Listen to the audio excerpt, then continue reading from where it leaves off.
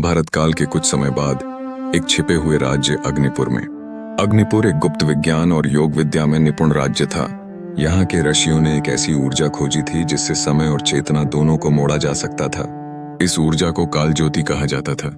लेकिन एक दिन आकाश से एक दूसरी दुनिया से आए यंत्र दैत्य यंत्रासुर ने हमला कर दिया। उन्होंने काल ज्योति चुरा ली और समय के अलग अलग हिस्सों में छुपा दी।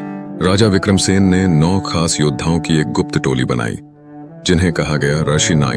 ये 9 लोग भिन्न भिन्न शक्तियों और स्वभाव के थे। कोई तांत्रिक, कोई प्रेमी योद्धा, कोई वैज्ञानिक, कोई राक्षसी रक्त वाला। ऋषि 9 को पता चलता है कि काल ज्योति असल में एक एलियन टेक्नोलॉजी थी जिसे भारत के प्राचीन ऋषियों ने ब्रह्मांड से मंगाकर छुपाया था। यंत्रासुर असल में एक एलियन था जो ब्रह्मांड में सभी संस्कृतियों की ज्ञान ऊर्जा को चुराता है। पर जैसे जैसे ऋषि 9 आगे बढ़ते हैं वे एक एक करके शिकार होते हैं। कोई प्यार में, कोई घृणा में, कोई स्वार्थ में। संध्या का समय है, आकाश लाल हो चुका है। अग्निपुर के राजमहल में एक समारोह चल रहा है।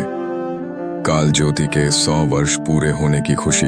राजा विक्रमसेन सिंहासन पर हैं और उनके साथ हैं उनके सबसे भरोसेमंद योद्धा ऋषि अर्जुनायन। तभी आकाश फटता है। एक गोलाकार धातु का यंत्र आकाश से उतरता है।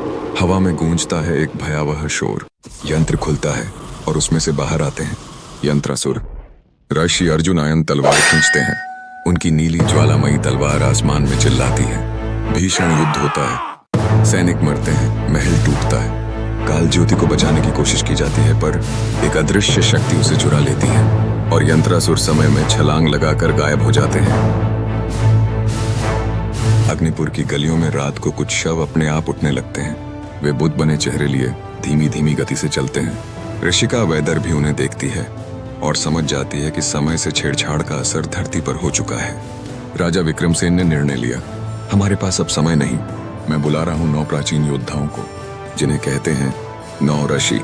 वे ही समय के छिन्न भिन्न टुकड़ों में जाकर काल ज्योति वापस लाएंगे। यह सब समाप्त हो जाएगा।